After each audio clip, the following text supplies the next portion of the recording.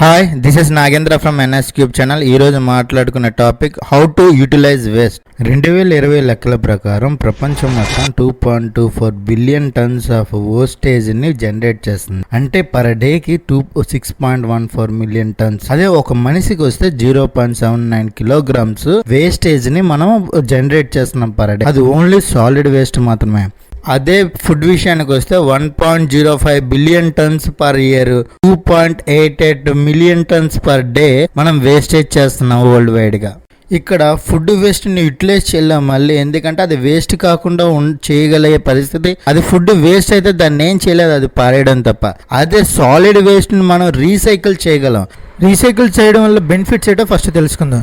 Reduced pollution, conserved resources, energy savings, economic benefits and improved public health. Also global wise గా ఈ wastage అలా ఉంచడం వల్ల defects ఏంటంటే ఫస్ట్ ఎయిర్ పొల్యూషన్ అవుతుంది, వాటర్ పొల్యూషన్ అవుతుంది, సాయిల్ కంటామినేషన్ అయిపోద్ది, క్లైమేట్ చేంజ్ అవుతుంది. అంటే మీథేన్ ప్రొడక్ట్స్ ఎక్కువ అయిపోవడం వల్ల గ్లోబల్ వార్మింగ్ వచ్చే ఛాన్సెస్ ఉంటుంది. లాస్ ఆఫ్ బయోడైవర్సిటీ వచ్చే ఛాన్స్ ఉంటుంది. వాటర్ పొల్యూషన్ లో కెమికల్ టాక్సిక్ ఎక్కువైపోవడం వల్ల హార్మ్ఫుల్ వాటర్ అనేది తాగే సిచ్యువేషన్ ఏర్పడుతుంది. వీటి వల్ల హెల్త్ రిస్క్ ఏంటంటే మలేరియా, డెంగ్యూ, క్లోరా ఇలాంటివన్నీ వచ్చే ఛాన్స్ ఉంటుంది. ఎయిర్ పొల్యూషన్ అయ్యే ఛాన్స్ ఉంటుంది. తర్వాత ఎయిర్ పొల్యూషన్ వల్ల మనకి లోపల డస్ట్ వచ్చేసి క్యాన్సర్ అయ్యి టాక్సిక్ కెమికల్స్ కూడా పీల్చుకునే సిచ్యువేషన్ ఏర్పడుతుంది. మెంటల్ హెల్త్ ప్రాబ్లమ్స్ వస్తాయి, like stress, anxiety, polluted environments లో మనం తిరగడం. ఇంకా వేస్టేజ్ అనేది అలా ఉండిపోవడం వల్ల అక్కడ దుర్వాసన ఎక్కువ పెరిగిపోయి ఒక రియల్ ఏరియా అంతా ప్రాపర్టీ లాస్ అయిపోతుంది. అంటే ఆ భూమి వాల్యూ తగ్గిపోతుంది. ₹1,00,000 ఉన్నది 80,000, 70,000 అలా తగ్గిపోతూ వస్తుంది అన్నమాట. అలా కాకుండా ఎకనామిక్ లాసెస్ ఏటట్టు వస్తుంటే టూరిజం,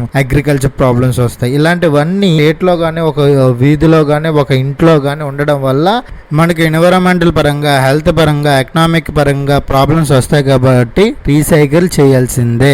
ఇంకా చాలా వరకు వేస్ట్ ని రీసైకిల్ చేయకపోవడం వల్ల మనకు చాలా ప్రాబ్లమ్స్ వస్తాయి. అందులో ప్లాస్టిక్ పొల్యూషన్స్ లో, ఓషన్స్ లో చాలా వరకు, సముద్రాల్లో చాలా వరకు ప్లాస్టిక్ ఉండడం వల్ల సముద్రపు జీవులు చాలా ఇబ్బంది పడుతున్నాయని వీడియోలో మనం ఎన్ని చూసాం. అలాగే మైక్రో ప్లాస్టిక్స్, ఇవి ఇంకా చాలా డేంజరస్.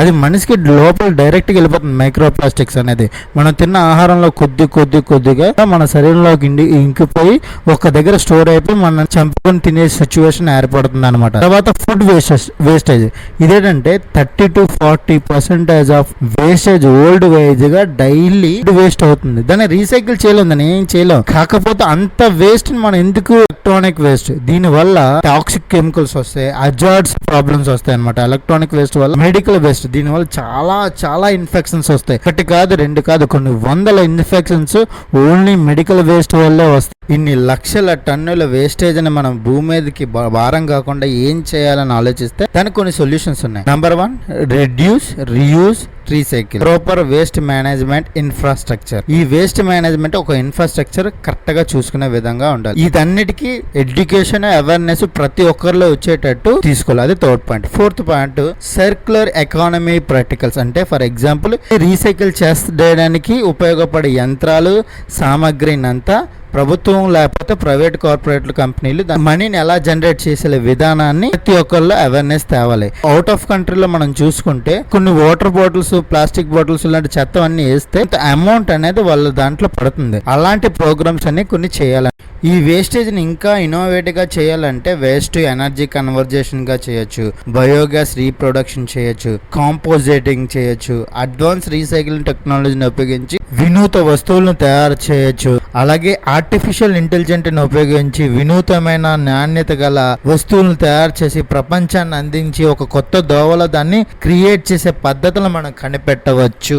ఈ రీసైకిల్ ఎలా చేస్తారంటే ఫస్ట్ దొరికిన వేస్టేజ్ అంతటిని సపరేట్ చేస్తారు. పేపర్ వేరేగా, ప్లాస్టిక్ వేరేగా, గ్లాస్ వేరేగా అండ్ మెటల్ వేరేగా. ఒక్కొక్కటి వేస్టేజ్ రీసైకిల్ ఎలా చేస్తారో దాని వల్ల ఉపయోగాలు ఏంటనేది మీకు సపరేట్ వీడియో ఒక్కొక్కటి చేస్తాను అనమాట. తర్వాత కాంపోజిటింగ్ అంటే ఆర్గానిక్ వేస్టేజ్ ఏదైతే ఉందో దాన్ని కన్వర్ట్ చేసి న్యూట్రిచ్ రిచ్ సాయిల్ కింద మనం కన్వర్ట్ చేయొచ్చు. అంటే మన సేంద్రియ పద్ధతిలో మన దాన్ని సాయిల్ ని మళ్ళీ మొక్కలు ఉపయోగించడానికి, మొక్కలు పుట్టించడానికి, లేదంటే సాయిల్ నీట్ గా ఉండడానికి, దాని నుంచి ఉత్పత్తి పెరగడానికి దోహదపడతాయి. అలాగే ఈ వేస్ట్ని ఉపయోగించి దాన్ని ప్రాసెస్ చేసి కొత్త ప్రోడక్ట్ని ఉపయోగించడానికి మ్యానుఫ్యాక్చరింగ్ కంపెనీలో అవి పనికొస్తాయి. అలాగే అప్సైక్లింగ్ చేయొచ్చు, అంటే క్రియేటివ్గా రీయూజ్ చేసి దాన్ని కొత్త మెటీరియల్కి వాల్యుబుల్ ప్రోడక్ట్ని క్రియేట్ చేయడానికి కూడా మనం దాన్ని ఉపయోగించుకోవచ్చు. వేస్ట్ని రీసైకిల్ చేయలేని ఒకటి ఉంటాయి, అవి భూమిలోనే కప్పెట్టేసి డిస్పోజల్ చేసేస్తారనమాట. అలాగే మనం చాలా వేస్ట్లు చేస్తాం, అందులో వాటర్ అండ్